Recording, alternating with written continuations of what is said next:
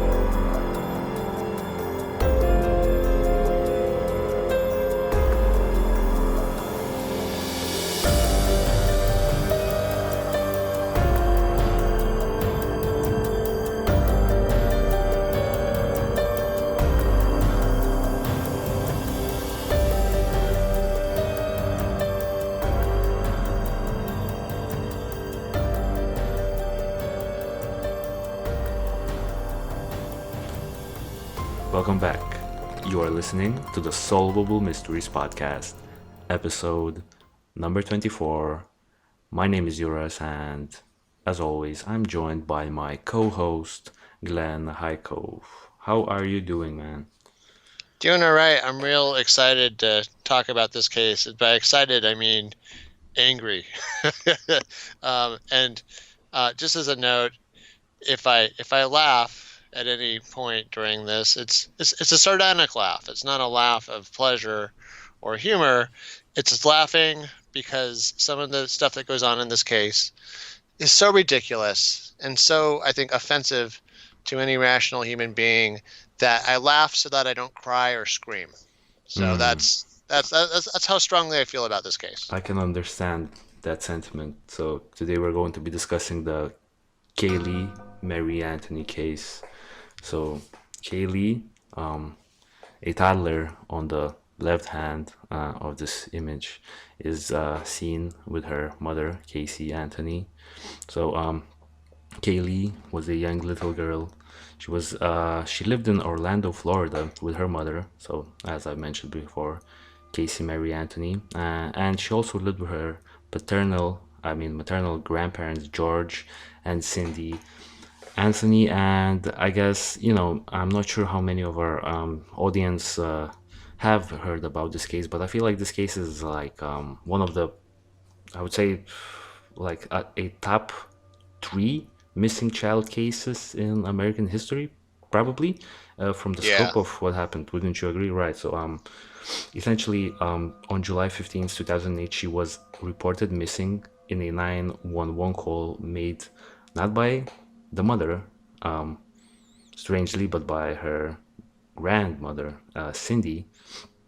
And I guess Cindy reported initially to the police that her granddaughter has been missing for 31 days, and that her daughter's car had smelled like there has been a decomposing body in the trunk. So yeah, once again, like, I'm gonna be maybe laughing a little bit as well, but definitely not because I think this is funny. I guess just because of how bizarre this case is to me. So I mean, I guess we have a pretty long episode planned, wouldn't you say, for this case in particular. So if anyone is listening, I guess grab some popcorn, grab whatever you need, a drink or something like that, because this is going to be a long episode. We're going to be trying to cover everything that's been essentially everything that happened in this case, because this is a widely publicized case. There are a lot of details, and we'll also going to be covering a little bit of our reactions, what we think of this case, as well as what the characters of this case are doing currently in 2020. So right, so Glenn, give us like your initial, I guess, thoughts on this case before we like move through the script and cover it piece by piece while I set everything up on my end.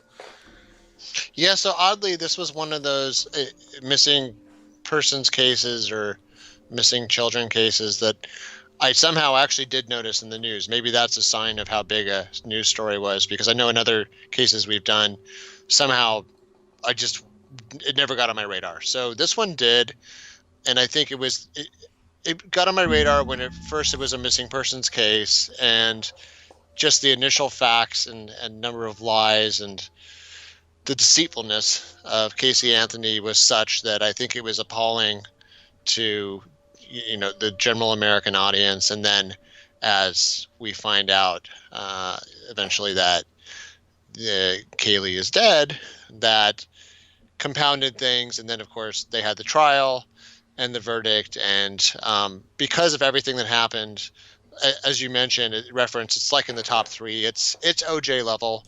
It doesn't have the same exact elements or maybe same level of controversy against different demographics, but she is known informally as the most hated woman in America, or the most hated mother in America. And I have some comments I think at the end about why that is and whether that's really justified, but certainly I think as we step through the case, everybody will see why. Right. I've heard that, I guess, phrase, the most hated woman in America thrown around here and there, I bet she actually was that at certain point. So I guess before we, the first, I guess, thing that we should look into is her personality and who she was, I guess, growing up, because, she has been quite of a interesting character growing up. She, I would actually describe her being a pathological liar for like, for most of her life, especially from, the information that we have gathered from her earlier years. She had lied to her parents on multiple occasions. Even when she didn't have Caylee, she was lying about things like her grades, what she was doing, stuff like that. So there was a story, I'm reading this from the script because you actually found the story, so maybe you can enlighten us a little bit in depth. She actually lied about being able to graduate high school, but she actually couldn't, and her parents actually went to the graduation just to find out that she was not there or something like that. I'm not sure about that story. Yeah, this was fascinating. So, and then interestingly, I found a source which, the thing is, for some of the stuff that you find on the internet, and I know this well, having been an internet researcher, you can't always trust what someone puts on a web page. It doesn't mean it's true. But yeah, I mean, there were multiple sources that said that the facts were that her senior year, she had essentially at some point dropped out of school and not told her parents. Now, what happened, to relieve one story, one version of it, her mother may have actually found out and helped her lie and gone along with the lie with her, and that's kind of up in the air whether that's true. But the facts that we have are that she essentially, just played off her life, and even before I go into that, I guess I was trying to find if there's anything else about her life before this to kind of understand, like, what was she like as a kid? Were there any other? And there wasn't really anything. The only thing I really found was the same document that said that her friend said that she seemed pretty normal until maybe the later years of high school, when she started lying at first about small things and then about bigger things, almost like she discovered she could somehow get away with it or not suffer major consequences, maybe because of, her being attractive and people giving her a pass, whatever the reason was. So yeah, she drops out of high school. Her parents still think she's going to high school. It gets right up to the day of her graduation, and her whole family goes to the graduation, and they go, That's interesting. You don't really have a cap or gown, and they didn't read your Jesus. name. You're not. You don't seem to be walking up there and getting a diploma. And depending on what source you read, she made up all kinds of excuses. This seems to be her pattern, and I think this is something as we go through this you're going to see. Her pattern is to ride the lie, to make a lie, to ride the lie far beyond even the logical point, where you think even a con man or con woman would say, you know what, That's too much, there's no right? point. Yeah, what are we doing? Like you're just digging this hole deeper at some point. Like, cut your losses and admit it. And no, so this case in point, was not really worried about inconveniencing and embarrassing her family to bring them to an event like that. Or herself for that point. Yeah, or herself, right. I mean, not even saving her own dignity to admit the truth. So this seems to be a pervasive pattern, as Yeah, we'll see, of lying seemingly without thought to the consequence. exactly.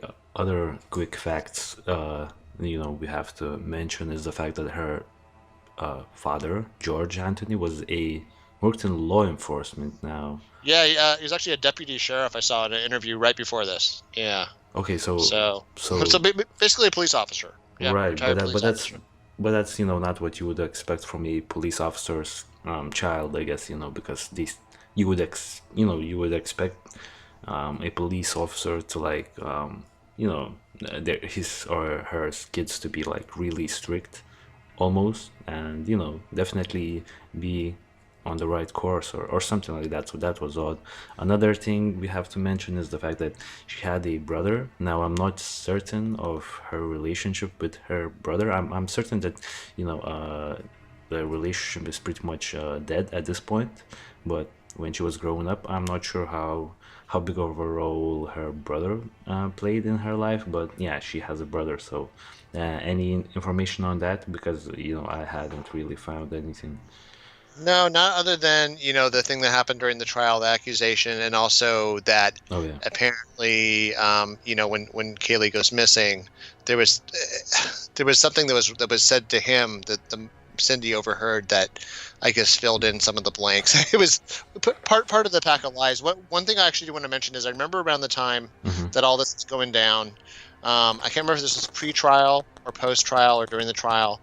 There was an article about her that was saying that so the next bullet we have on our agenda is that when she became pregnant at 19, Oh yeah. um, but lied about it, claimed she was a virgin, just really doubled down on these lies, and it says the mother, something else that said the mother was in denial too, and telling friends like, oh, she's just retaining water, or like the mother's a Whoa. nurse, and Yeah. she's telling people like, oh, maybe she's got a tumor. Well, like, okay, nurse mom, wouldn't you look anyway? The family seems to have always been in denial, but as the article I read said that the family was in fact pretty well aware, especially after the graduation thing, right, about her bad behavior, and apparently she had shown these patterns of irresponsibility, and the dad's a sheriff and the mom's a nurse, and nursing is a hard job, certainly with a really high level of conscientiousness and responsibility required to do it. So these are two people that supposedly raise their kids to walk the straight and narrow and have responsibility. So apparently when she got pregnant, she actually had this is one source that Hmm. I cannot find for the life of me now, probably because the internet has swallowed it up again.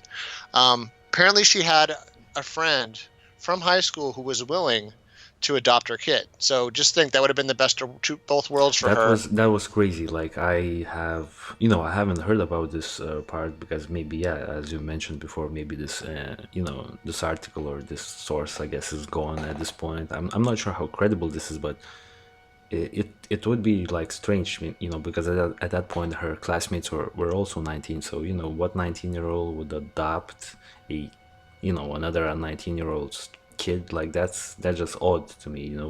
Maybe this was Yeah. like some years down the line. I'm not sure, but like yeah, that's crazy. Maybe it was like a close friend or something like that.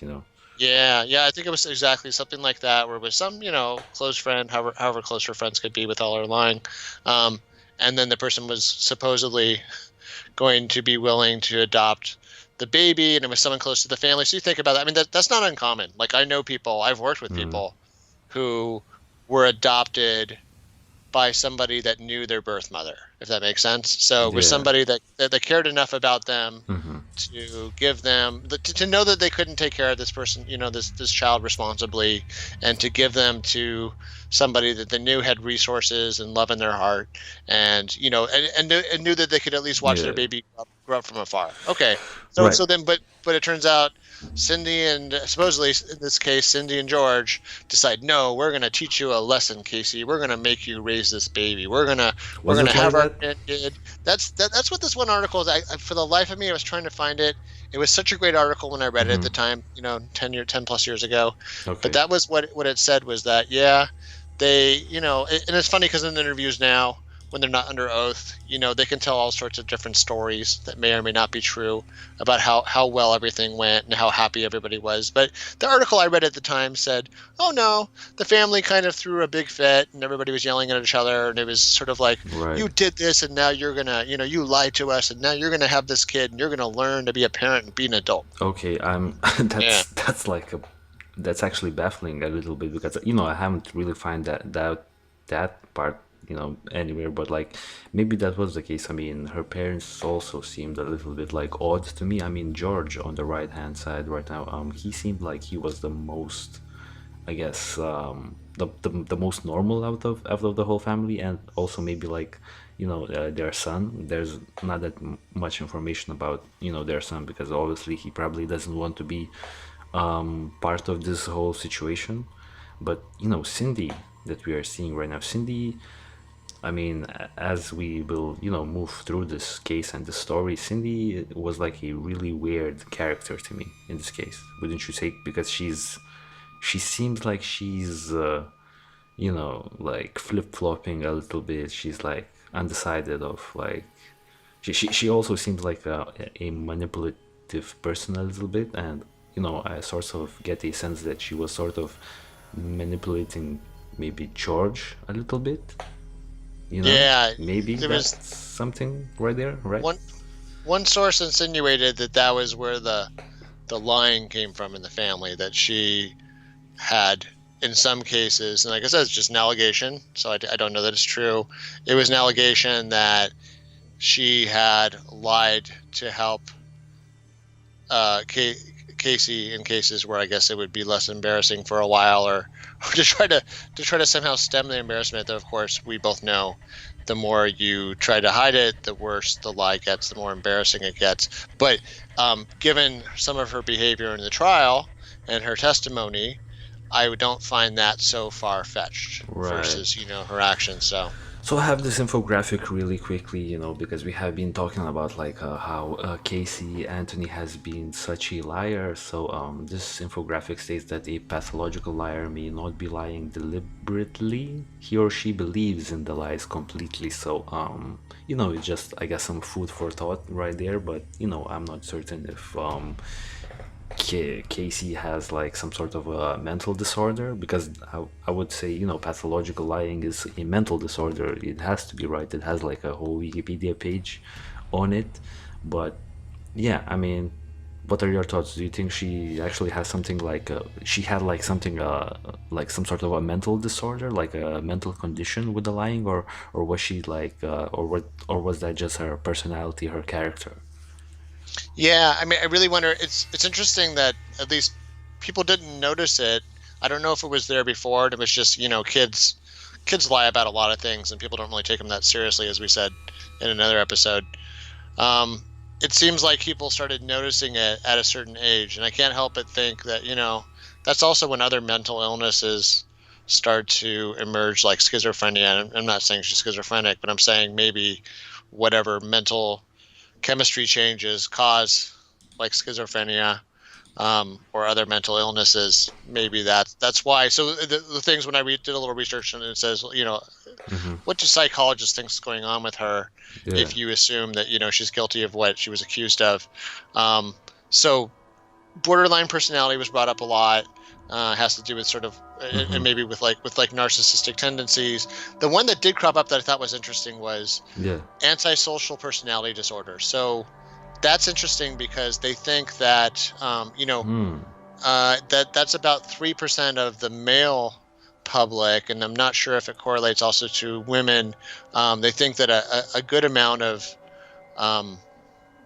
prisoners in the United States, that a much higher percentage of them have that actual personality disorder, and it has to do with essentially refusal to obey rules, but also other things that kind of like in men it could be like a very violent thing, but I wonder if antisocial personality in women is a more subdued, less violent version, where it's, you know, still some of the things like refusing to adhere to rules, refusing to accept responsibility, not taking actions that show sort of foresight, I guess is the way to put it. You know what I mean? Not planning ahead very well, and doing things that certainly will have bad consequences, yet not really seeming to care. But at the same time, like, you know, from her backstory, I wouldn't say that she showed signs of being, you know, of having antisocial disorders or anything like that, because Yeah, allegedly not she any fights in school or anything. Yeah. and she had like a lot of friends, and it seemed to me at least that it was fairly easy for her to make new friends and to meet new people. At least that's, you Yeah. know, that's the vibe I was getting. So I'm not sure if she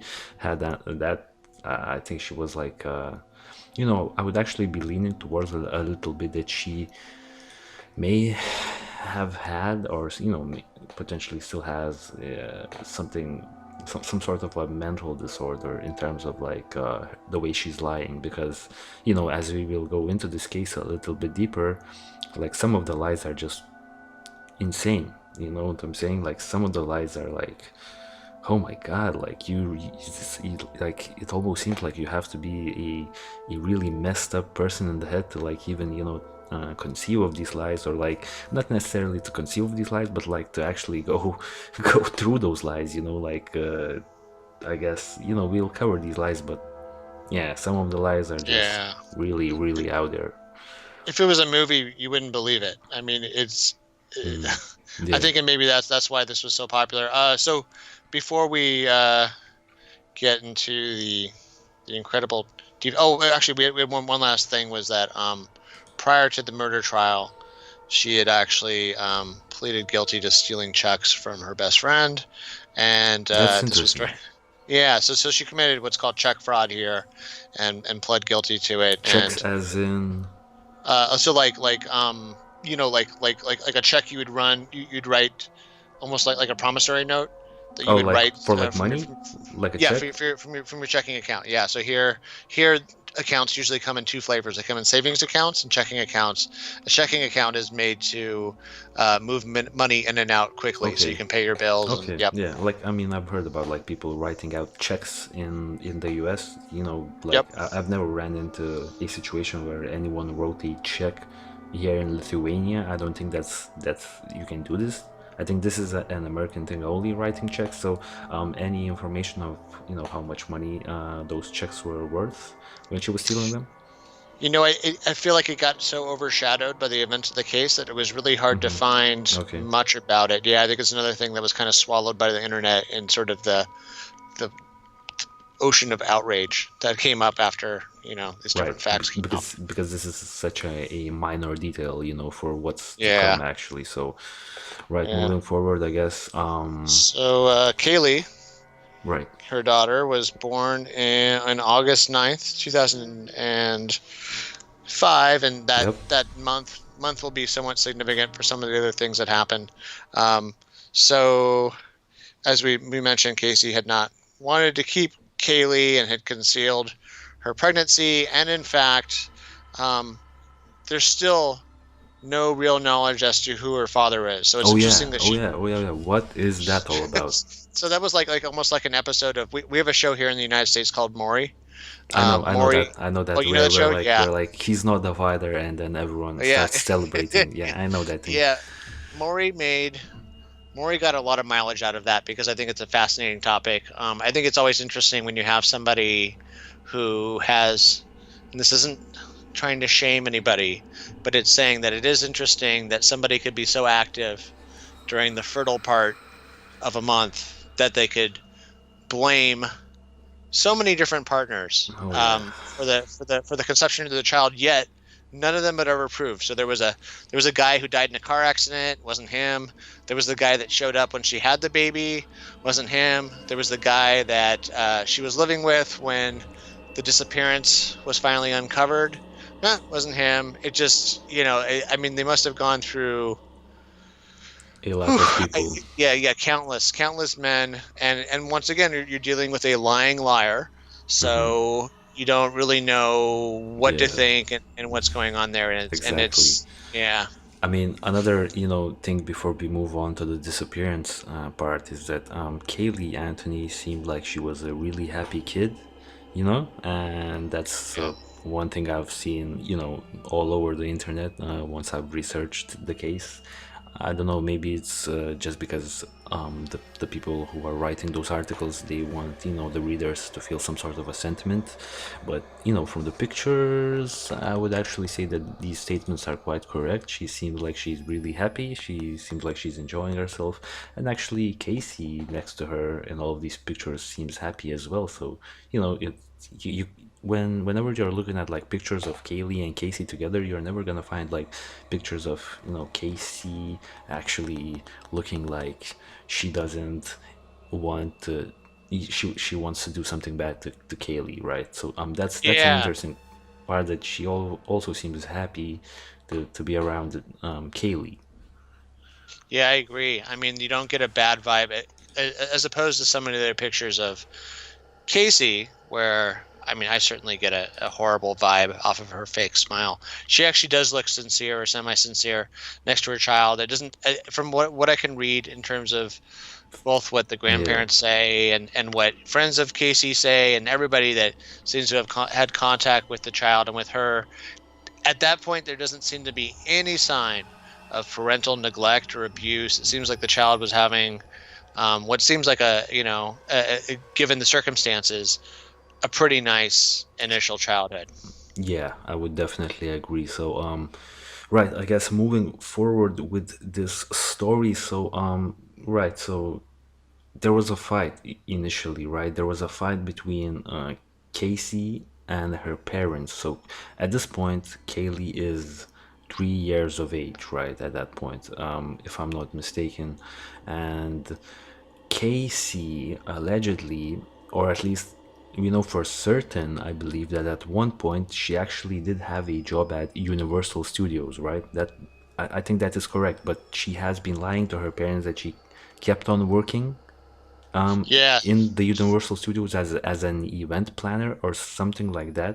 I mean, when I was researching this case, that I guess job description seemed like a fairly legitimate job and a fairly tough job to do. Good. So maybe Casey was a good employee, but for some reason she got fired. I'm not certain. yeah, which makes me think that Universal ran into the same problems that everybody else ran into. Casey in her life is she was not dependable. Yeah, so and it's interesting too because I saw an interview right before we started the show. An interview after the fact with the grandparents after the trial, and them, kind of once again throwing Casey under the bus and kind of stating their case. But they had really they changed their story a little bit. They tried to soft pedal. So okay, so the two different versions I read of the story. The Okay. original version is that Cindy and Casey have a fight about how the kind of parenting that Casey's doing. So that kind of casts a little bit of shadow in those pictures we saw. So lots of people are good at taking good pictures, especially for Facebook. But then in real life, their life is a little bit more contentious. The pictures are good PR. That's like So Instagram, like that's like everyone on Instagram basically, right. Yeah, Yeah. I mean that's true, right? I mean, so I guess no knock on them for that, but yeah, they have it sounds like it's a little more contentious than they were showing, and supposedly, depending on which version of the story you hear, is that Casey said that she had some kind of like almost gypsy life that she needed to lead, where she needed to go between jobs and needed to be busy, but wanted to be around her daughter, and apparently she was going to go live with some other roommates, and then it was much like some of the other people we talked about in the show, she seems to have had kind of this secret life that she hid from her parents. But one of those illusions was that she had this job at Universal and she's an event planner and it's important, and that's a pretty good job in Florida, I'm sure, to work for Universal, a big corporation, entertainment, has a huge presence down there along with Disney. Yeah. So, and then she doesn't have a college degree, right? So Exactly. So that's and even she better.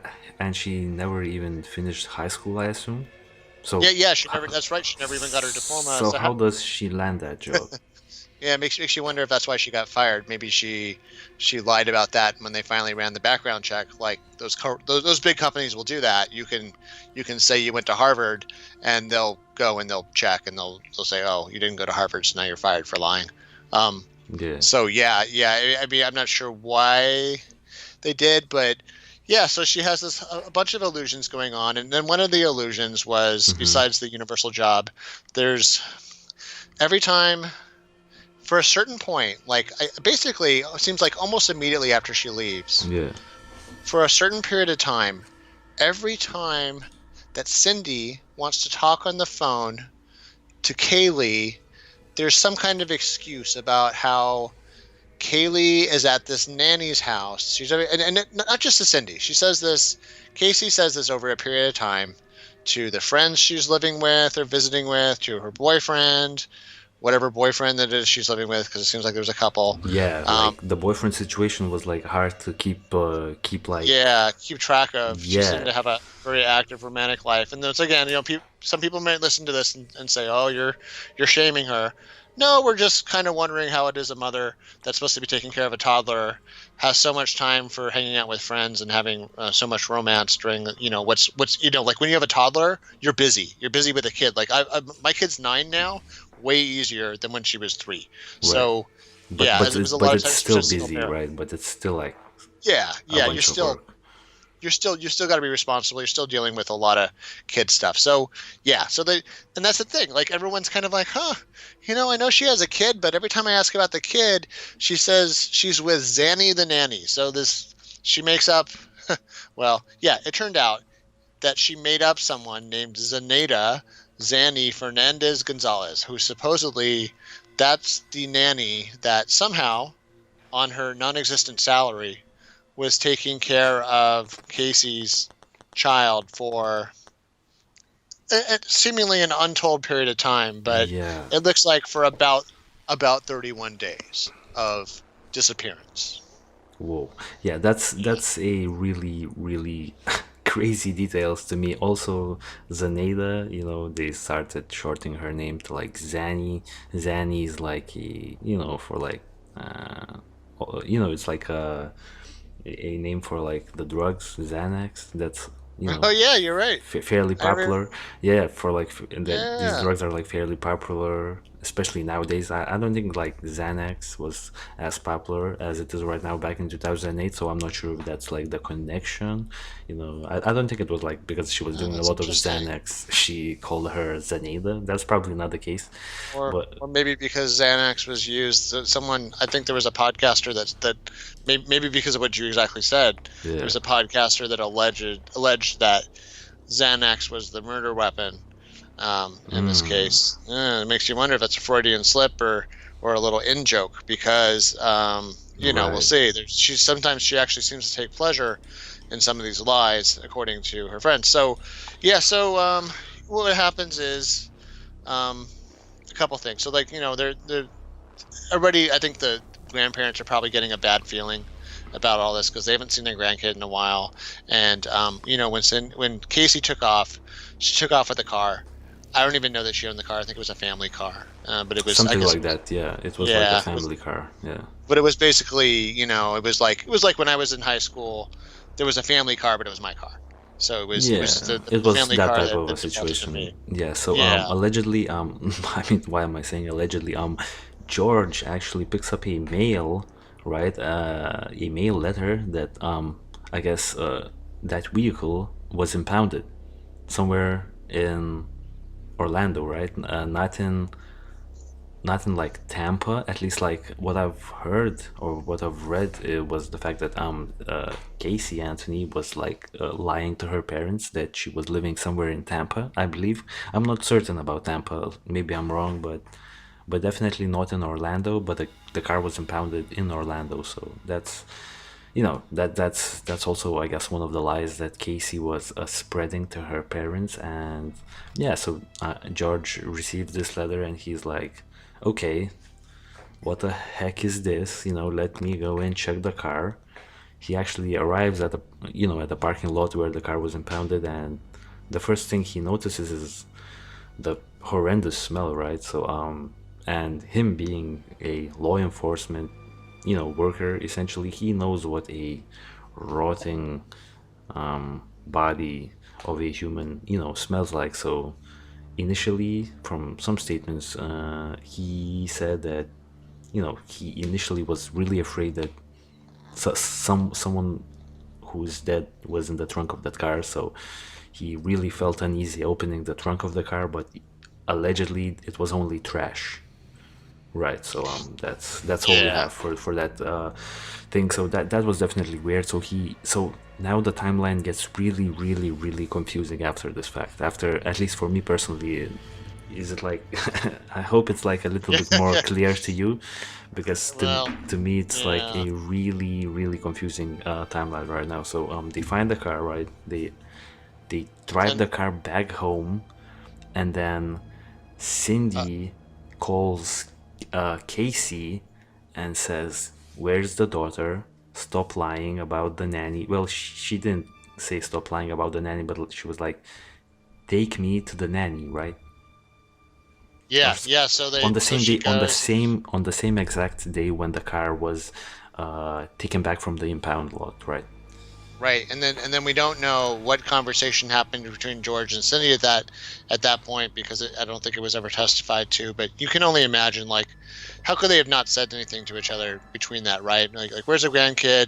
Trunk smells like a dead body. Oh Like you my said, God, yeah, George knows, because law public safety find dead bodies all the time. Especially, I'll tell you, I listen to my radio scanner here, and I hear the fire department, because I live in a really big city. The fire department all the time is like, call the PD for apparent natural. Apparent natural, or DB. Call PD for a DB apparent natural. So a DB apparent natural is someone that the fire department found yeah, that is dead, maybe for a while, which happens all the time. Some poor unfortunate soul will die in their house and no one notices until it starts stinking. And then they call the yeah, police, and the police have to show up, and they have to just make sure they weren't killed, and handle some of the legal aspects of registering a dead body in the morgue and everything. And yeah, there's like that smell is supposed to be one of the worst smells, and it just sticks in your nose, and it's very distinct. So yeah, I can only imagine what they said. So yeah, so Cindy goes and she finally hunts down Casey at this boyfriend's house, and it's another boyfriend that she's never heard of, not where she was supposed to be living. And she says when she opens the door, weed smoke. And this isn't to pick on weed smokers, but it's just to say that, once again, this is somebody that seems to be having a great old time partying. And by the way, weed is not legal in Florida, like oh it is in yeah, California. oh yeah. Yeah, So especially that's now in 2008. So she's breaking the law, and doing something that conceivably she could actually be found. find Be, herself in jail or something like that, yeah, right? yeah, it's Locked yeah, up. legal, Um, especially mothering. And then she asked her, "Oh, where's right. Caylee?" And then this is from the conversation that I saw after the trial from Cindy, where she says, "Oh, well, she's with the nanny. She's with Zanny the nanny." And then she says, "Oh, well, where is she?" And then she said, I guess her son was with her. So her son's name, I think, is Lee. Is that right? Anyways, Not and 100% sure. Yeah. yeah, so she makes that night. She starts making calls, and I think she makes a 911 call, where she starts blurting. Yeah, I think she has a little panic attack at this moment, because she's realizing that her daughter is a demon, um, Yeah. and was somehow lost the grandchild, or maybe ended up with a dead grandchild. So she's on this 911 call, and she's talking to it, and at some point through this whole Okay, thing. so first of all, Yeah, just something I maybe, wanna interrupt a little bit. She yeah. made multiple phone calls, right? To the 911. At least what I've Okay. actually came across during my research, and initially the investigators actually only had known about only like one of the phone calls where she doesn't state that she believes that there's a rotting body at the trunk of her car. Please send help. So she made multiple phone Yeah. calls from what I've came across. So Okay. she was really frantic, and they initially only went about from the phone call where she only describes that her granddaughter has been missing for 31 days, and the police dispatch, I guess, officer asks her, why have you not reported this earlier? And then she says that, I didn't know that. Yeah, I thought that she was staying with the nanny, Zanny the nanny, or whatever.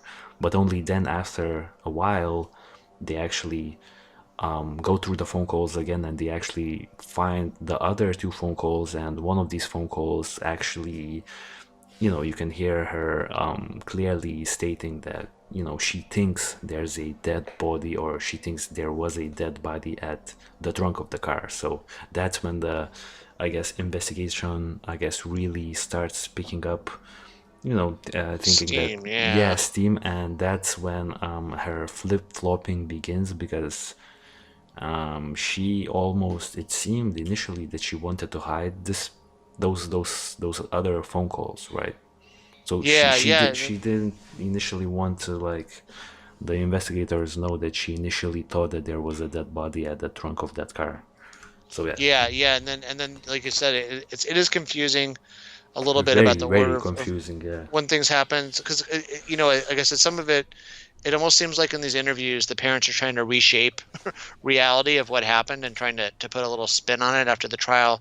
Because in one of the interviews she said that when she was at the house and got Casey, and it's not clear if they brought Casey back home to their home.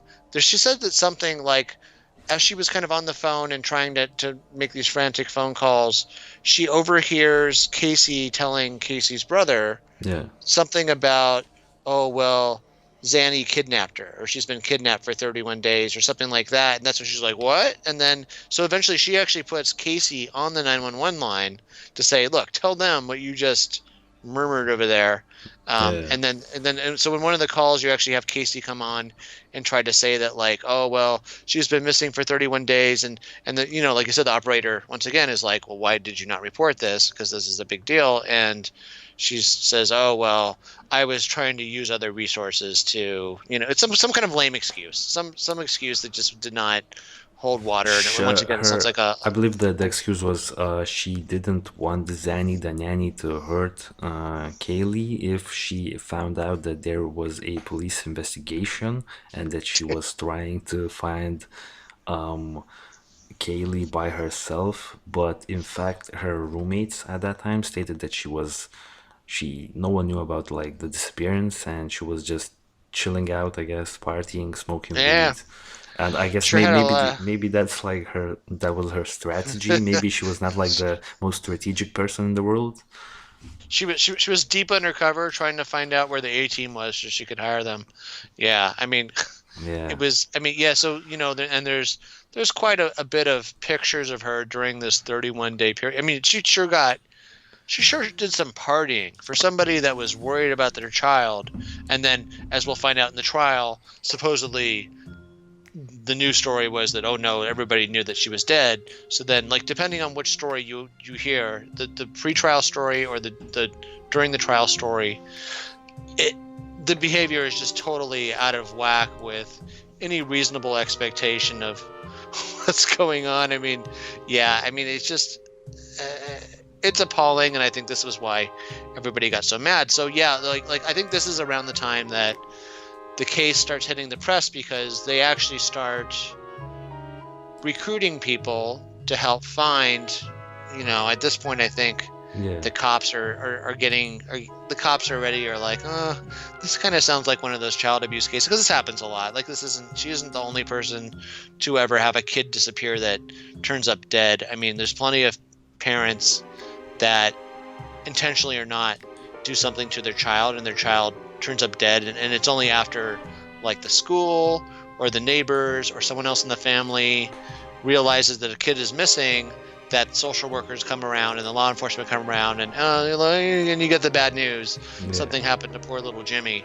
So yeah, it's that kind of thing where like stuff starts gathering steam, the press gets wind of it, and this is when there's a By the way, popular talk. Yep. just a quick interruption, because I want to move through like all the assets. This is Tony Yeah. Lazaro, so he was, I believe, the current boyfriend at the time, and he actually Yeah. did not know about any missing person, any Yeah. missing kid, and she, Casey, essentially just told Tony that Caylee was with Zanny the nanny, and because initially I assume from what I've researched, Casey was bringing over Caylee a lot to like Tony Lazaro's place. He lived with another roommate who, stated the same things that Tony Lazaro said. And then after a while, Casey stopped bringing over Caylee to their place. And, she was just saying to them, I'm just leaving her at Zanny the nanny. And yeah. Yeah. Also another thing, we have, so this is Tony and Casey in another picture. Also we have like the top 10 lies list of Casey. So like she has done a lot of lying. So just quickly we can like move Yeah. through these Yeah. lies. So Casey Anthony told police that she spoke to her So, daughter Caylee on July 15th. Yeah, you wanted to say something? oh, sorry. No, go ahead with that one. Yeah. Yeah, so the day Caylee was reported missing, she told police Caylee said, "Hi, mommy," and told her a story about her shoes and a book she was reading. She was excited to talk to me, Casey Anthony told police. Caylee was already dead at that time, however, so, she was telling, I guess, people that, her daughter said, "Hi, mommy," and then told a story about her shoes. So, I mean, that's like a Wow. generic BS thing to Yeah. say. Also, yeah, When once we find out the facts, no matter what the facts were, yeah, we know that was a lie. that And was then that, there's yeah, and then so the cops are with her, and they're like, hey, lady who just lost her kid for 31 days, and who we now need to investigate very heavily. Why don't you go show us where you've been working this whole time? That job you've been working that supposedly you needed a nanny for. So she takes them all the way down to Universal Studios. They somehow get on the lot. Now I kind of wonder, like, if after this happened, if this was a little embarrassing to Universal. They were like, if they went, because at all those studio lots, there's a security gate, with a barrier. hmm And like when I worked at Warner Brothers, I had to show an ID to get on the lot every time, even though they knew me. of course, of Yeah, course. every single time I wanted to go in the studio lot, same security guard, show your ID. Okay, but somehow she gets on the lot, even though it turns out she doesn't actually have a job. So she goes and she walks. I mean, this is what I talk about, like that really just doubling and tripling down on the lie. She walks them onto the lot. Oh yeah, don't worry, I'm going to show you where we work. Yeah, I work here. You believe me, right? She walks into an office building.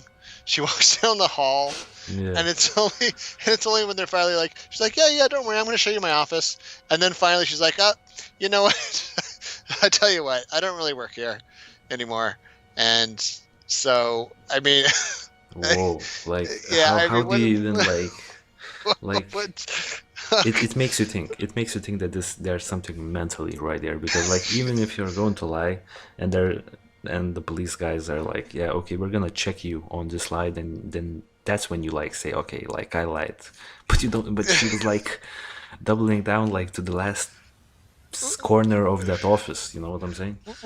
And by the way, wasting their time, right? So these cops get paid by taxpayers, and these cops have other stuff they could be working on when they're not dealing with this degenerate who lost her child. it's just it's once again it's stuff like this that I think maybe that's why it's so maddening, because it really ends up doing damage in so many ways, way beyond like the death of the person involved. So Oh yeah. yeah, so that happens, and I think this is around the time that the level of outrage by the public really starts to grow when we find out. Like, I remember reading this stuff in the news as I'm following the case, and yeah, it's pretty outrageous. Let's see, we have some other lies here that we can jump real quick through. Yeah, let's go through those lies. So she has said she had a job as an event planner at Universal Studios. She even lied. She even led police to a building on the Universal lot. This is the story that we just described, and down a hallway until she finally turned to them and admitted she didn't work there. She also claimed the babysitter was a former girlfriend of Jeffrey Hopkins, and that Hopkins was also a one-time boyfriend of hers. Wait, who is Jeffrey Hopkins again? I'm not certain. Maybe you can enlighten me a little bit. Yeah, it's just like some random dude that, Oh, okay. I'm sorry, no, I'm sorry, he I guess he went to middle school with, so it's like another guy, some Okay. other random guy that's like, oh yeah, like I remember her from junior high, but She like I don't have because anything to she do was with it. she was the girlfriend. Zanny the nanny was the girlfriend. So now you're at the same age and you work as an event planner, and now this other person that's your age is Zanny the nanny. Okay. So Yeah, it was like saying that like Zanny the nanny was somehow related, that maybe Zanny the nanny took care of like his kid. It's really it's kind of convoluted how they wrote this here, but yeah, he says he doesn't know anything about this and never met any Zenaida Fernandez Gonzalez, yeah, and then the next lie had to do this. So this is, first of all, I don't know if Zenaida is a name that's common I think in it's Florida. Zaneta. Yeah, I'd It's actually never heard that. common. It's actually common in Lithuania. So that's Oh, is the. it? Is it really? Okay, well It's a that's little fascinating different. It's like news. a Zanadia, but it's like the same Yeah. thing almost. So we have that. Oh wow. Yeah. Okay. That's Because I feel that's like, yeah, that's like yeah, that's like isn't that a funny? yeah, that's I don't- interesting. Yeah. So yeah. I mean, there's it was like, I guess, a whole pack of lies around. Exactly. Zenaida and the father, the baby, and I don't know. Maybe it's not even worth going Caylee through Anthony too told much her of it. mother that she was in Jacksonville and was going to stay longer to attend Jules' wedding. Some co-worker of hers. She was actually staying at the home of her boyfriend Tony Lazaro. Casey told her mother at different times during the months that the girl was missing that Caylee was at the Disney World, Disney World, was at SeaWorld. SeaWorld, was at She was Universal she was Studios. taking a theme park tour Well, of every major attraction in Florida. I mean, yeah. well, when her mother has no job. Wow. Yeah. Okay. So Okay. it speaks a lot to the parents The as well. character. The Yeah, parents as well, well, right? yeah, that they would even Believe even this start crap. to humor this after the circus that they had been through with her. So, um, let's see, and then the other Yeah. thing that's worth pointing out is, this whole thing with the Zanny the nanny, um, Hmm. like who no one had ever seen. So when they do the investigation, they figure out that there's no Zanny, and in fact, there's some poor lady in Hmm. Florida who has a Named. name. Yeah.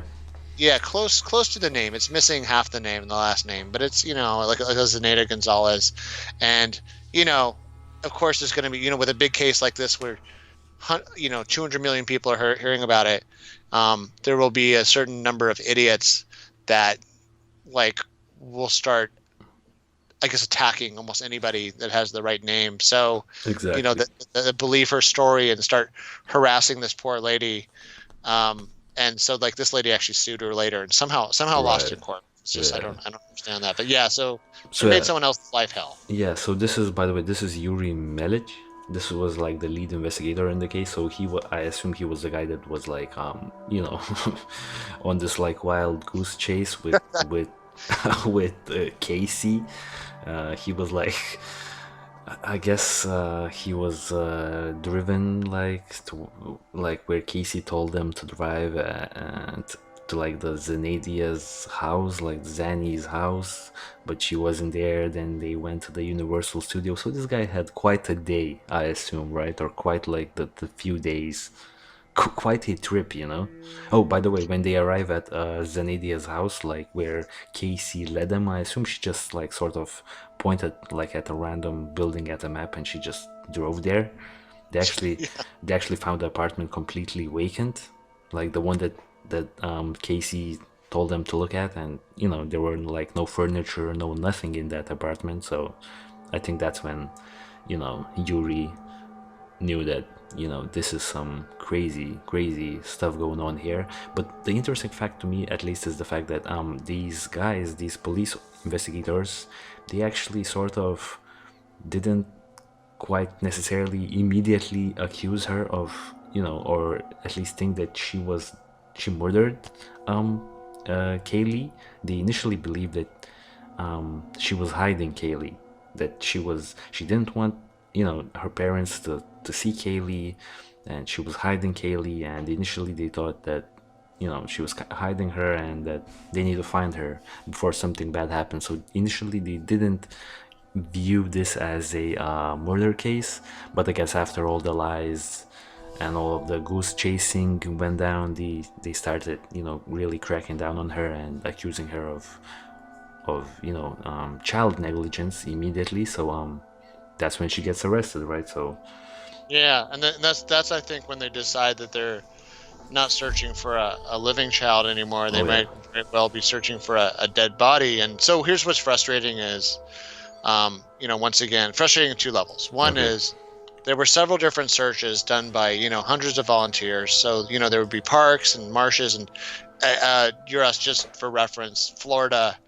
is basically on the map. It doesn't really look like it, but Florida is basically the same climate as Central America. So it's oh, there's a lot of I swamps. believe that, yeah. Yeah. It's very swampy. It's Crocodiles, yeah. I think is it crocodiles, or alligators? I can't remember. Yeah, one of the two.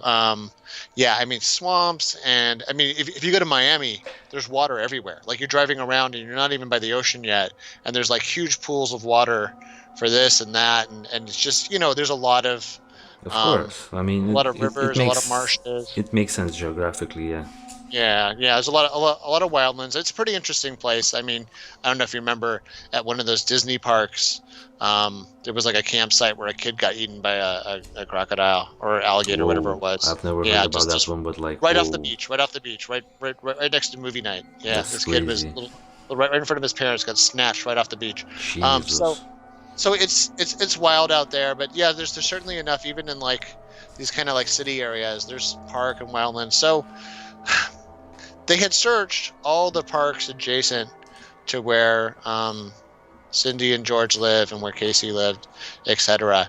And despite all those searches, in August, in one of these same parks that was searched, Yeah. a meter reader, so essentially I think by that, I think he's either was a DWP worker, so either Department of Water Power or maybe natural gas, one of the two, maybe the gas company, some kind of utility worker, calls the police and he's like, hey, you know, kind of found a weird bag of stuff over there in this park, and it seems like, I don't know, I mean, I know you guys are looking for some missing stuff, and you know, I think being smart, I mean, it's too bad. It's almost too bad he didn't interfere, because I think he was trying to be conscientious that if there's a crime scene, Yeah. you don't really want the meter reader guy to put his footprints and his fingerprints and his DNA all over everything, and certainly he wouldn't want to implicate himself.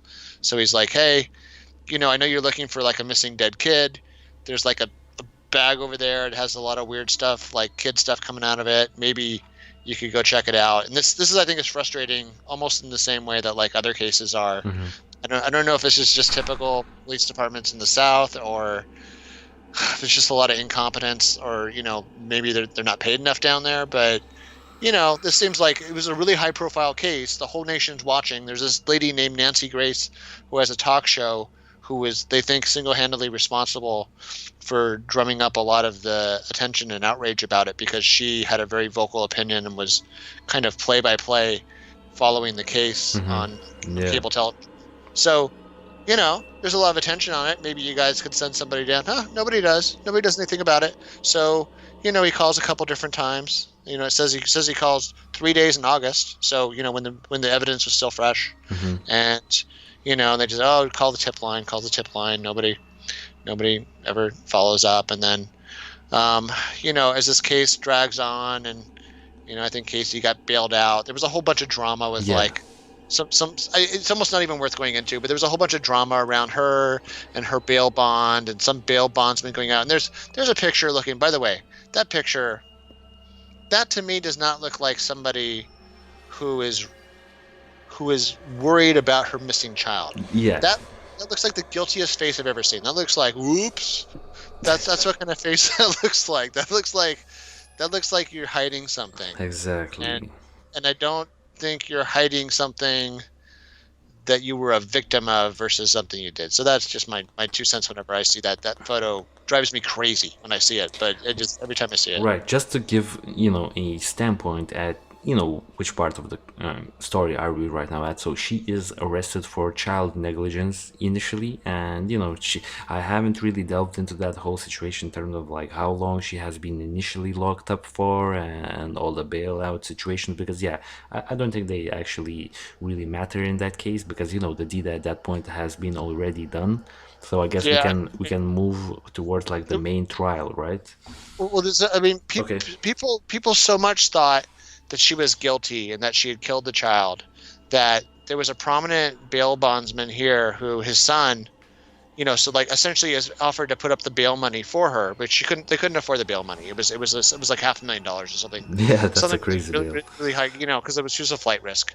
But the bail bondsman said, "Hey, I'm going to put it up so that maybe she will tell us what happened," which I think is pretty naive, but is also good free advertising for him. So maybe that was the best $500,000 he ever spent on bail that he was going to get back anyway. With like percentages, so he probably made money, right? Yeah, I think so. I think maybe it was still out of the goodness of his heart, but still, it also kind of helped him in a couple ways. So but she doesn't say anything. She gets out. There's still, the public is just scouring, just laser focused on this, and you have these searchers spending their time, their weekends, searching public parks and things like that, yet somehow overlooking this, which is odd. But eventually this meter reader, I think, gets back, and on December, so many months after this all happened, this is like what, it's almost 6 months later, 5 months later, they go and they finally take this guy seriously, because what happens is he goes to the bag and he pulls at it, and it looks like a skull falls out, and he's like, okay, well, Jesus. Now maybe you guys can't ignore this. I think there's a skeleton in this bag. Could you please come check this potential crime scene? And they do, and that's on December 11th, 2008. So because of that, she was initially arrested on July 16th because of all the lies and deception and giving false statements, and that's what she was under arrest for. And the bond hearing of $500,000 and all this stuff. The $500,000 posted by the nephew of bail bondsman Leonard Padilla. Finally, they have a body. They have what they think is some pretty good evidence. They have a whole pack of lies that have come out of her mouth. So they decide to have a trial, and they charge her, and they start doing jury selection on May 2011 at the Pinellas County Criminal Justice Center in Clearwater, Florida. And they moved it because it had been so widely reported in the Orlando area. So one of the things, Juras, that happens here is sometimes a defense attorney for a client, and it isn't always the defense attorney, sometimes it's just prosecutors, sometimes they decide a person can't have a fair trial in a certain area because of the local coverage. So, of course, yeah. You know what I mean? Suppose like in the town you live in, you had been accused of doing something, and all the jurors are going to be picked from your town. Well, they would argue, hey, and I think this is what happened with OJ as well. They'll say, hey, these people are because of reading the newspaper, are going to be prejudiced against my client. They're going to know too much ahead of time and have their opinion already formed. Now, you had asked me before we started the show, you found it pretty interesting, that there were so many big, tall court buildings in the United States. Exactly, right. I was mentioning like this building that you're showing. There's several of these Not all of them are super tall like that, but a lot of them are. There's ones of different size. I mean, the ones that I've been to for my last 2 jury duties have been in a big tall building like that. Oh yeah, that's interesting. The fact that you have had jury Yeah. duty. Like I So almost like thought that this was like a rare occurrence and that not everyone does it. But I guess it makes sense that yeah. there are so many like petty crimes or like crimes like that. So Yep. what? So just Yeah. just to cover that real quick. So in the United States, one of the rights you have, which you can waive, is you have a right to a jury of your peers. So by jury of your peers, usually means 12 people and 2 alternates, because sometimes something happens to a juror, they get sick, or for some Yeah. reason they get disqualified. Maybe they break the rules during the trial and they have to disqualify them and replace them. Not because it's your right. It means that what happens is whenever there's a case like this, unless you waive that right, you could just say, hey, I don't want a jury. I think the judge would do a better job in this case because maybe whatever happened is going to make these jurors for sure think I'm guilty, and maybe a judge will be more even-minded.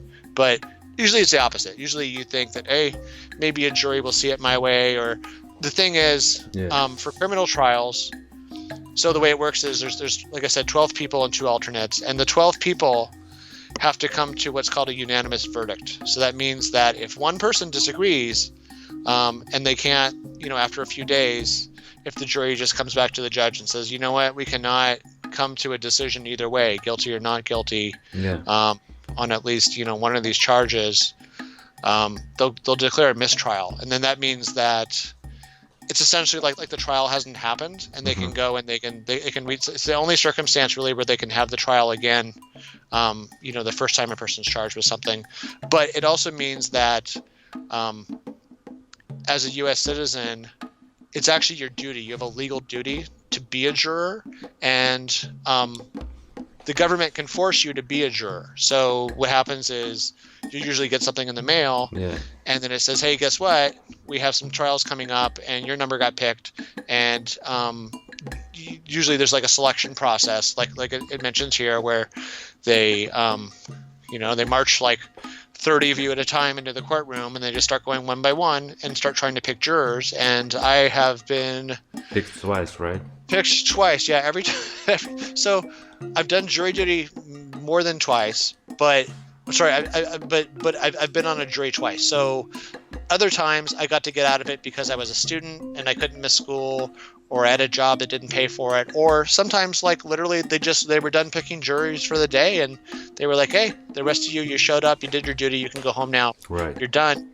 But no, for me, every time that I end up being marched into that courtroom and I You're get picked. called up there, and I always joke that I must look really stupid because that nobody ever objects to me being on the jury. Because what happens is when they're picking it, there's a certain amount of times that lawyers can say, you know what, I just don't like this guy, and just or gal, a guy or girl, or I or see. in the middle, person, and they can say, you know what, I don't want you. And other times they can say, hey, based on the questions we asked this person under oath, we think maybe they're not going to be a good fit. Maybe they're prejudiced. I mean, if you went up there and said, I don't like police officers, well, then the prosecutor might say, up, you're gone. Or if you went up there and said something else that was like discriminatory. So that's a then good way to get out of that jury duty. Well, it is, but then you've essentially declared under oath. You're saying that You on don't like record. police officers. Yeah, right? yeah, that you don't like. And then what if you said something about a certain group or something? It's just it. And then I think if the judge thinks that you're not being sincere, because just think they must deal with this a lot. A lot of people don't want to do jury duty because it takes a lot of time. It's kind of boring sometimes, and as interesting as it seems like it might be, especially for a trial like this or like the OJ trial or something like that can go months. It's a lot of your life. Like sometimes these juries start going crazy when they're on really long trials because I mean, with the OG one, you're essentially making history almost, right? So yeah, you're making history, but you're also like you don't always get to see your family, especially if you're sequestered. So if it's like a jury, if it's a trial where they want to keep you away from your family because they're worried your family's going to talk to you about it, because the rule is you cannot talk about the trial outside of the courtroom. The only time you can even talk to anybody about it is in the deliberation room after the trial is, after the everyone has done their thing. Right. So anyway, okay, so that's just to kind of for our non-US Right. So they essentially listeners. pick out the jury not from like that Jury, general yep, vicinity, right? So people that would yep. not be biased or something like In that. theory, right. Yeah, that's what they try to do, and then like the lawyers play lots of games to try to kind of think who might take their side. So sometimes you'll have like the OJ jury. Interestingly, was I think mostly women, mostly African American women, in fact. So there's things that happen, and sometimes Yeah. lawyers kind of have different strategies about that. And like I said, that's why my joke is I must look really stupid, because both the defense attorneys and the prosecutors thought I was fine to be on there, and Yeah. meanwhile my dad never gets picked. But Yeah. for both of the juries I've been on, I argued pretty hard in the prosecution's favor, and actually pushed and got conviction on both of the juries I was Oh on. my God. Yeah, I actually sent a guy away for life. Jesus. In my first trial. Yep. Okay. Okay. So Right. Moving forward. So the jury is picked, right? And essentially the trial begins. So this is the trial of the decade, essentially, almost, right? So everyone was watching. There were a lot of, I guess, media interest in this trial, and the jury. So the jury selection began on the May 9th of 2011, and I guess the trial on itself began on May 24th on 2011 at the Orange County Courthouse, with with Judge Belvin Perry presiding. So this is the building. This is the building where the case took place. So yeah, it was like one of those really big, tall buildings. And yeah, so essentially what we have marked on our notes, like essentially the parents, once the trial began, they started flip-flopping a little bit and backpedaling on their like statements made earlier in the story.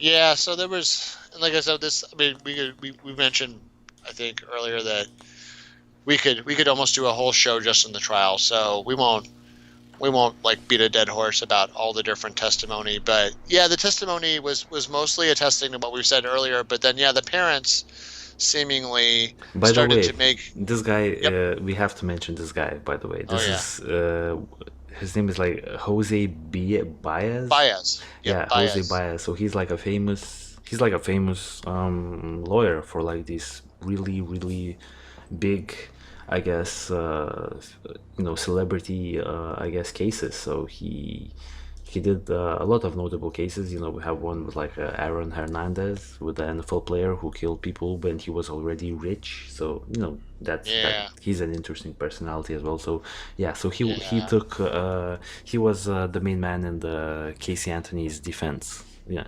So that's Yeah. They had two attorneys, and yeah, he was certainly the more polished and probably more powerful one of them. He is a high-powered attorney. I think his fee for this case was $500,000, which I don't really understand why he did it, other than it was probably some degree of free publicity for him, other than the cost of his time, because it turns out Caylee couldn't pay him anything. She declared bankruptcy after the case, so I think it was probably so he could get the Aaron Hernandezes of the world later, just like some of the other big celebrity lawyers in high-profile cases. So he's the main defense attorney, and one of the things that I found really obnoxious was the parents started to really backpedal, or what I call soft pedal, soften their statements about, oh well, I didn't really say this, or I didn't really say that. One of the things I think was really obnoxious was one of the pieces of evidence was that on Caylee Anthony's computer and her different social media accounts and internet accounts, she had done searches about suffocation and chloroform and neck breaking. And it turns out, actually, even after the trial, supposedly her lawyer mentioned that the computer experts hadn't even done a good job. It's so frustrating because it's not like the internet was that new at this point. Apparently, the computer experts had only searched one browser's search history, so they hadn't even checked the other browsers. Oh my God! So they completely missed in a whole other bunch of searches. And so here's a case in point. I think it was what I was really frustrated with the parents. Just to have people understand what we're referring to. So the theory would be that Caylee Anthony, this is the theory, The theory would be that Caylee Anthony decided that, you know, this child was too much of a burden to her in her life at this point in her life and getting in the way of her social life, and nobody wants to date a single mom at that point, at least not who she wants to date, and she feels like it's hurting her maybe she's too much responsibility, who knows, whatever, maybe she's mad at her mom. So she decides she's going to find like maybe a gentle way to kill her child. So that would be essentially putting the child to sleep with something like chloroform. Chloroform is a form of anesthetic, and then suffocating the child or breaking the child's neck in some way once the child was unconscious. So that was the prosecution's theory. And what was really obnoxious was Cindy claimed, "Oh no, I was searching for chlorophyll, and it was me that made the searches." And they're like, "Well, it's interesting you say that, because the exact times that these searches were made, we have records of you being at work." Oh yeah. So how did you make those searches? Right.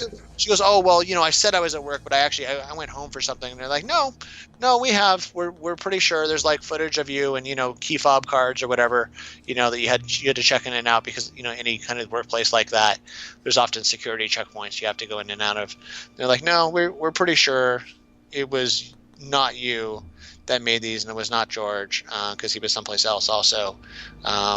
Yeah, so I mean, I guess the only thing that was really obnoxious was the defense was able to kind of, because the prosecution honestly is dealing with a whole web of lies from a really erratic person. It's almost like Caylee Anthony's excuses, her way of defending herself, and maybe her lawyer's way of defending her, was to just throw up so much shit in the air, so much crap, so much just lies and obfuscation, that it just would confuse the heck out of anybody trying to deal with it. And then when you try to you're trying to deal with so many lies that you're actually getting your own timeline confused. But so that was frustrating. And then I think what was even not just frustrating, but just appalling and galling was that the defense, and you know where I'm going with this.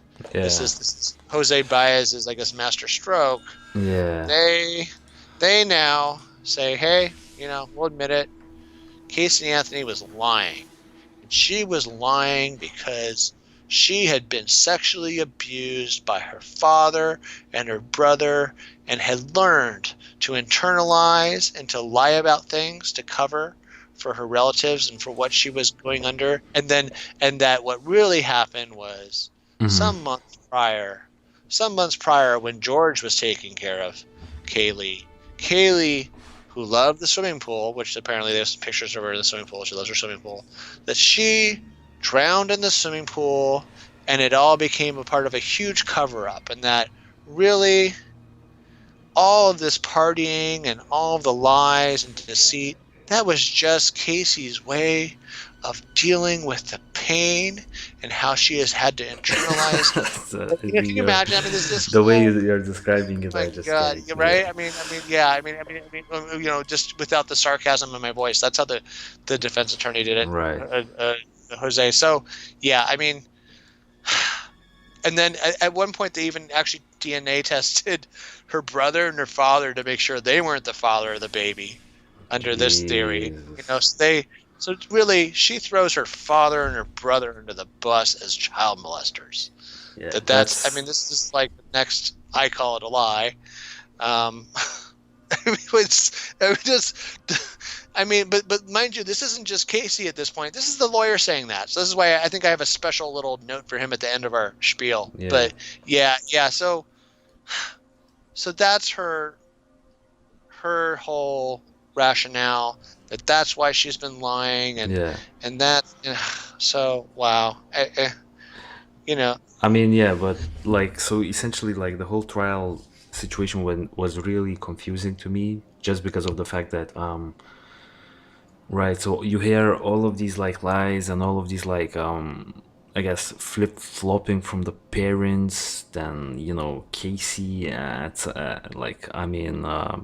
I mean, Cindy essentially starts flip-flopping at certain points where she's like, I'm doing the like chlorophyll searches. It was not Casey because my dog was like eating like bamboos and stuff like that. And I don't know if that's like toxicity or something like that.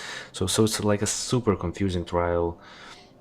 Everyone's like super confused, but like at the same time, like Jose Baez is making like all of these, I guess, lies up, and allegedly lies. Like we still have to say that alleged, because Jose Baez may sue us, and we don't want that to happen. So essentially, all of these lies happen, and I guess the most, at least to me, interesting. Oh, obviously, the most interesting fact is that the whole case, when it's time to like deliver the verdict is like really crazy. So what was the verdict exactly? She was found that not not guilty of Yeah. first degree murders, but she was found that she didn't she was not even found guilty of child negligence.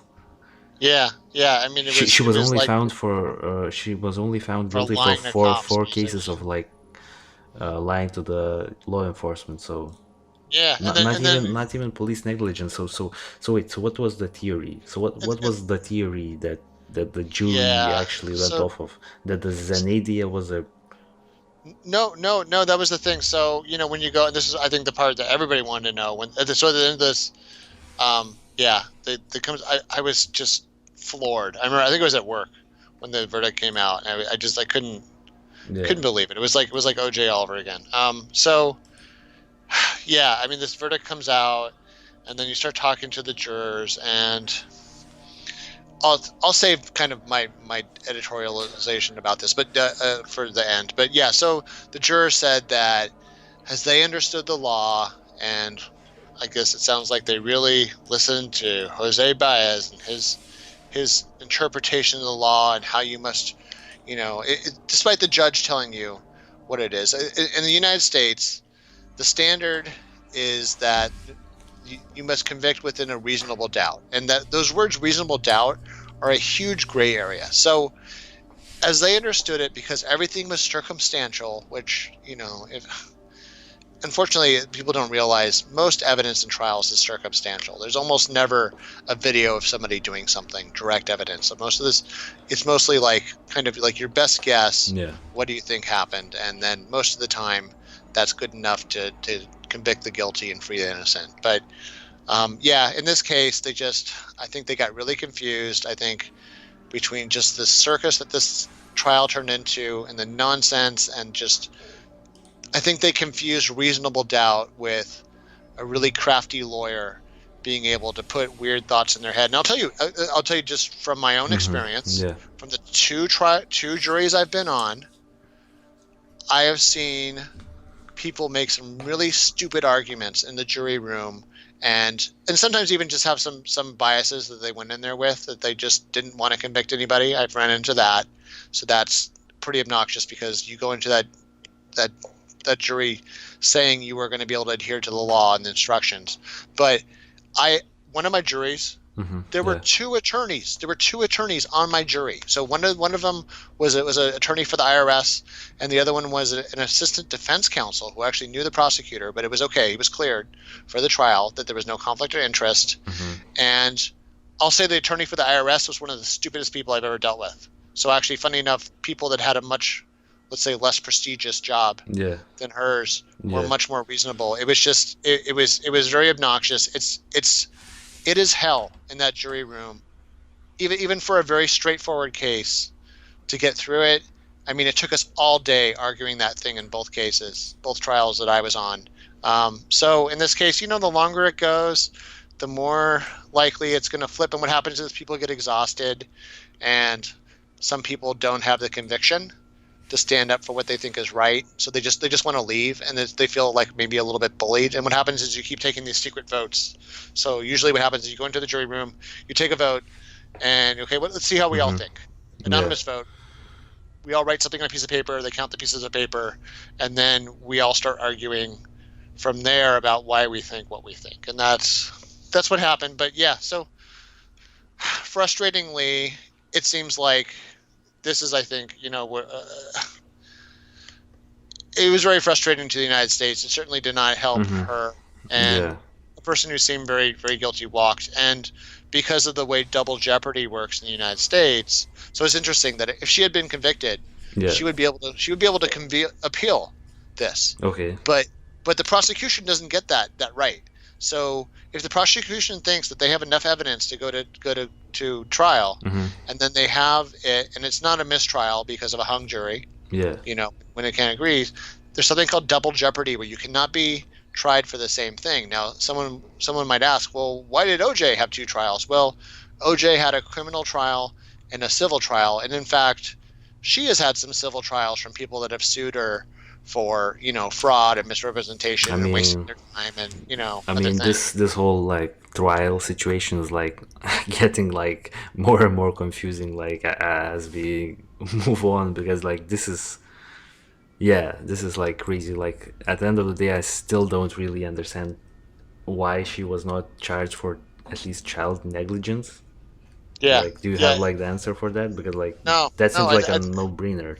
It's weird. It's almost like she had magical powers. I mean, because even the lying to police when she Oh my when she God! Like, yeah, she, she appealed that, and one of the judges agreed and collapsed the charges into just two, and she got time served. So time served means, since you were already in jail for a bunch of days, before the it's like trial, we're she going to had give you magic. credit for that. It's like she had Yeah, magic powers, definitely. so that then I think that's something that's kind of interesting to point out is, like Yeah. you said, even with the investigators not initially thinking that she killed her child, this would be, I think, and it's funny because I just spent part of the last episode saying that, like, not everything is about things being unfair about maybe like ethnic racial reasons or things like that, or because I'll point out, just as probably lots of other people would, be that if Caylee Anthony had been less attractive or had maybe been African American or Latino or it's something other than what she was, Hmm.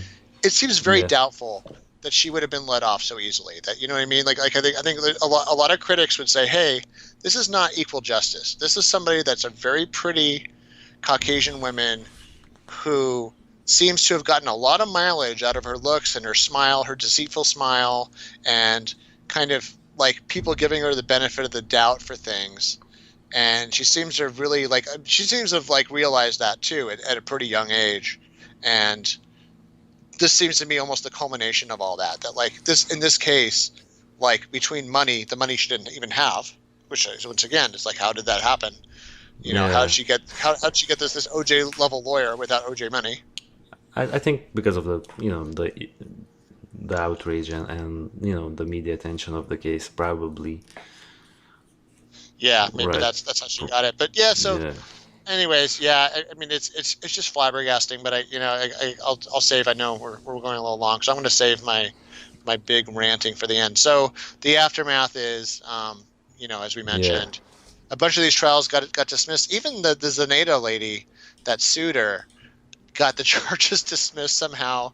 That she wasn't slandered, even though she'd clearly suffered damages at the hands of I the mean, public. it's like Actually, coincidental, but like, I mean, I still, don't it's know. Like, yeah, yeah. yeah, It's maybe. like look who, I mean, look who made this happen. I don't know. I Right. I just mean, from there's something called strict negligence in civil court. this case is so Yeah, like, oh it's my God. Yeah, it's it's so deep, so right? so like strict negligence would be like, I hope I'm saying this right from business law. If I ran into your car with my car, I didn't do it on purpose. Let's say I didn't do it intentionally, but like your car's still damaged, and Right. somebody needs to pay for that. It was because of my actions. So that's the way I kind of view that. But apparently the judge Okay. thought differently. Yeah. Once again, she had all these things. Okay. So, after this, she right now she's kind of went back to partying and denial. She seems to be just totally, if anything, she actually went through a phase where she started getting mad at people that would get mad at her, and how dare you, aren't you over this yet? And this picture you're showing of her, this is her afterwards, where she has like this little shrine that she remembers Caylee, and meanwhile it was like, wow, did you show her that much attention when you were when you were raising her, but that's why he gets so angry at this person. But yeah, and That she smile is so like, so fake. It's just a yeah, very fake. Like those eyes. It's the eyes. The eyes are not sincere. When exactly. in all the She smiling looks pictures. fake. She looks really fake here. Yeah, she puts on this mask, and this is my opinion. Puts on this mask, and had learned very easy early on that she was very attractive, and that mask would fool a lot of people. It's interesting because there's actually a pretty significant gender split in terms of who thinks she's guilty or not. So apparently, The men don't women think she's guilty, and women not think as she's. much. I honestly think it's Yeah, their hormones overriding it because I think I mean maybe. no doubt she's an attractive person, but Yeah. I mean for me I've always been outraged by it. And she lives the last I was able to find out she works as a researcher for one of the private investigators that worked on her case, and she lives in his home. I Um, think it's this guy. yeah, wow. Yeah, Maybe. so once again, it's so easy to fool men. Um, I honestly think she's shameless. She seems like a shameless human. Yeah, I get Both that. before and I get after. that. I get that feeling as well that she just doesn't care. You know. She doesn't. She's estranged from her parents. I think there was something that said that maybe her mom was willing to speak to her, but her dad has just written her off. Right. For all the hell and especially that accusation, which seems very Oh baseless. yeah. None of her roommates have talked to her or heard from her since, and some of these roommates, many of them testified in the trial and basically doubled down on what they had seen from her that she had just celebrated. One even said, "Oh yeah, I remember one time, right during that period, she borrowed a shovel from me for an hour and then came back. Don't know what she was doing with the shovel. She said she had to go dig up some bamboo, but yeah, I don't know. She didn't really I seem mean, like. I mean, come on, right? I I mean, mean, the bit like that's crazy. That's what's crazy. going on? And then we've already gone over her mental state. So yeah, Yeah. I mean, it does seem like a person who's just living in their own constructed reality where they can lie and just have it go with whatever it wants. So Hmm. you're asked. I promised you. Unless you had something else you wanted to say, I was going to No, go on man. a, No, on a no. nice Like, a yeah, rant. yeah. Go for it because like I'm just I gonna burn the barn down right now. okay. Okay, so I got kind of a hit list here. Yeah. So let's just go through it real Yeah. quick. So I have the list as well, and it's quite the list. here it comes. The search. Wow, well intentioned, but the search for the body, but somehow half-assed or somehow lacking. I mean, how does this poor utility guy just randomly in a park find the main piece of evidence when hundreds or thousands of people pouring every inch of ground supposedly can't find it? It just, I don't know. And the cops, I mean, these volunteers they're not getting paid for it. The cops are getting paid for it and somehow can't be bothered to listen to their own tip line or listen to a government employee Mm. trying to give them a tip. So that's just ridiculous. The jury, just what a bunch of dumb animals. I mean, once again, that's the part I really get annoyed by is, and we've seen it with it certainly. That's why I think a lot of criminals do want jury trials if they haven't done something just completely offensive where they're just completely guilty. If there's any room for doubt, having 12 people that could potentially argue with each other and disagree in a jury room versus having a judge. That's why they did it, because there were there's in other justice systems, there's career judges that are known for thinking people are mostly guilty, and I think that's what I guess the founding fathers of this country, that's what they envisioned. They were worried about kangaroo courts. That's what we call them. Yeah. But unfortunately, I think it's gone too much the other way, where personal biases and racial prejudice and things like that can actually help a guilty suspect get off. And I think that's where I have some extra notes about that. The attorney, you know what? I'll say one thing for him. Yeah, he seems very polished. He's very slick. He's very good at his job. He seems very good at getting people that are obviously guilty off of the case. Aaron Hernandez, case in point, a guy that just seemed to make a nice little hobby out of shooting people in the face multiple times. That was like his little side hobby besides being apparently an amazing NFL player. Yeah. If anybody watches the Netflix series. But I'll say this. I don't think anything good happened for any of those OJ lawyers after the trial. They all seem to have cursed themselves. I mean, Johnny Cochran died of brain cancer some years later. Things happen. Many Maybe it's bad things happen. it's karma, maybe, you know? Yeah, exactly. I think it is karma. So I think he, maybe he sold his soul, because I think he's I think he's done an injustice. People will say, "Oh, well, people are entitled to their defense," and you know what? I don't know. That's the system. I don't agree Yeah. with it. I don't think that there is justice in getting someone who's obviously guilty off. And I think while someone should have the best defense they should get, I don't think that defense should let a guilty person off. So that's just Exactly. my opinion. I'm entitled to it. Okay. Casey, let's just quickly summarize her.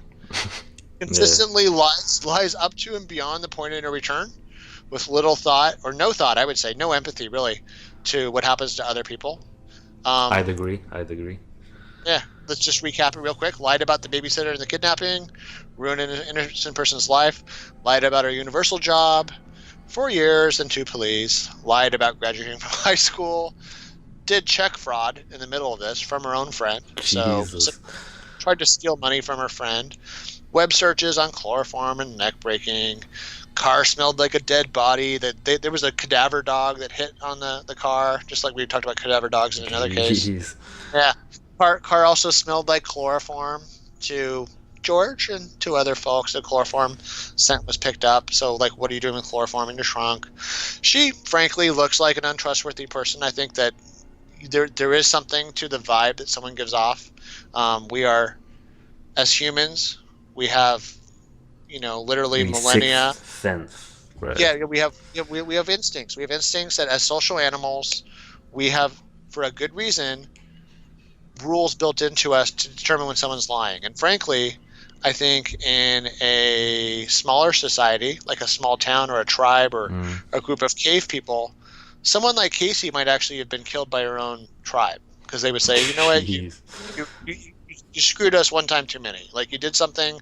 But unfortunately, psychopaths and sociopaths and people that do things like that, because they can kind of escape into the crowd of a big city and make new relationships and throw away the old ones. And that's one of the, I guess, the tragedies of our modern living. She seems shameless. She's good at compartmentalizing, clearly, given what she's accused of doing and what we think, what you and I think she did, and the way she acted. I mean, even if that crazy scenario that Jose gave, that the whole she was dead for months and whatever, boy, she didn't look sad at all in those pictures. She was partying. So yeah, I mean, that's just a cold-blooded human being. And yeah, like you said, it might be some kind of sociopath, of a personality disorder, antisocial personality disorder, things that have to do with lack of empathy, lack of long-term planning, inability to honor responsibilities, theft, like check fraud, and allegedly murder or child abuse. So finally, I mean, about her, I'll say, where there's smoke, there's fire. If it looks like a duck, quacks like a duck, it's a duck. I think she's a liar, and I think she's a murderer, even though apparently the legal system doesn't think she is. That's just my opinion. And yeah, I think she has no propensity, no credibility. And according to one of her friends during the trial, testified that she actually seemed to take joy in being such a good liar. She actually admitted, like, declared what a good liar she was. Not about this, but about other things. And nothing she says is credible. So just as we kind of just get into wrapping it up, maybe the legal system found her innocent. It's just like how I felt. I read a good article after the OJ trial that said this. Said, okay, the legal system said this person's innocent. I don't think so. That's not that system doesn't speak for me. Doesn't speak for my interaction with that person. Yeah, I think. I would agree. She's a pariah. I think she should wear a scarlet letter. You also have an advice to like the jurors, I believe. Yeah. These jurors, I think I don't think they understand what reasonable doubt is. I think that I've noticed this a lot. Jurors think that if there's any doubt, they're supposed to, they just totally misunderstand. And the thing is, it's really frustrating because in these trials, this is one of the reasons why it's so boring and why I would never want to be a judge, even though to be a judge is such a respected and deservedly so difficult thing to be in this society. Um, Judges have to read every time these like pages of annoying and boring instructions to juries for reasons just like this. But even after all those instructions you have to listen to, I mean, no joke, you're in a trial as a juror and you're listening to, like, out of that whole period of time, probably 20%, 25% of the time you're there, you're listening to Yeah. instructions. And anyways, yeah, I just think that they took reasonable doubt and they went, they took it too far to be any doubt. They made Right. a mistake. I would agree. Yeah. Yeah, these are stupid people, I think, and or foolish people, or easily fooled. And I don't know that this was the intent of the founding fathers when they made the system. I don't know. Maybe they were used to smarter people being jurors. I don't know. Yeah. I Um, mean, I would agree definitely. Yeah. so The so yeah. I mean, the my, jury my seemed advice. like it was, Yeah, just they messed up. Yeah, to put it yeah. They, lightly. they, they really. I guess I just think they ran out of time and patience, Right. and I don't know. So, my advice to jurors is, if you ever find yourself in a similar situation, um, don't give in. Stand up for your for your beliefs, Yeah. and hang the jury if you need to, but don't set someone like this back at loose in public. And then one other thing about her parents. So yeah, I mean, her parents, I think, let's say that Casey does have a mental problem, and it seems kind of obvious at some point. I feel like her parents, both with the pressuring her to have the child and keep the child, and just kind of their lack of maybe safeguarding some of the actions here. And I know it's hard. It's hard for reasons we talked about in other episodes. It's hard to take Yeah. control of somebody that is mentally ill. So it's hard to do that. But still, I don't think they did a good enough job. I think they were in denial. I don't appreciate their actions during the trial. I don't appreciate them now trying to kind of rewrite history about what they did during the trial. I think that they bear some responsibility, especially if it turns out that Casey is not mentally able to care for a child. So, and then Yeah. just to polish it all off, Mhm. the one last thing that my thought is about, it, Mhm. for all the level of outrage, because it is horrible, right? I mean, you see this person, and like, here's the thing: this person's celebrating and having a good time and doing kind of really irresponsible things, and then like a lot of us think she killed her child. I will say, look, unlike the spectrum of child killers, Yeah. if you had to rank it from 1 to 10, I mean, with 10 just being, there are people that do things that are so horrible to children before they die, and these are like parents or step parents. I don't even want to talk about it. I don't want to Yeah. go over the Me cases. neither. There's people that treat small children, toddlers like Caylee, worse than you would even treat something you hated the most in your life. I mean, so that didn't happen. A child died. It looks like a child was murdered. I would say on a spectrum of 1 to 10, she's like a 3, because once again, there's all these other things that could have happened to the kid, and it looks like she made some effort, horrible as it is, to Yeah. kind of reduce the suffering of the person she did this awful thing Exactly. to. So maybe she Yeah. gets a little credit for that, but I only laugh because it's still a child murderer. But Right. yeah, I mean, it's just an egregious example, and I Right. think when people talk about unequal outcomes in the justice system, yeah, I mean, I would point at this and say, yeah, I mean, this is, I don't always Yeah. agree with those accusations, but this is the case. So yeah, that's all I got to say about that. That's a lot to say, man. That was a lot to say. Yeah, so I mean, this was a long episode. I mean, in conclusion, I guess let's give our, I guess, theories on what actually happened. I do believe that, the in my personal opinion, but this is all allegedly still, I think Casey is somewhat, in some way, definitely responsible for, the death of Caylee Anthony. Maybe because of the fact that the negligence thing, the lying to the police, it definitely seemed like she had magic on her side, and she managed to avoid a lengthy jail sentence. She only got like 4 years, and she's out of jail at this point. So yeah, I guess that's what my take. And yeah, so and your theory, I guess. Yeah, my theory is the lying liar lied about not killing her child. Yeah, so That's a good way. That's a good like safe way to put it, right? Right. I mean, okay, so this has been episode 24 of the Solvable Mysteries podcast. I mean, it was a bit of a longer episode than we are used to because there's like the case is so long, and I guess there were so many details that we had to cover. And yeah, thank you for everyone who listened through the entirety of this podcast. I know we talked a lot on this episode about many different details in this case, and as always, I hope you guys enjoyed this episode. Leave a comment in the comment section if we have missed something, and leave your theories as well, and I guess we will catch you on the next episode. So stay safe and peace out.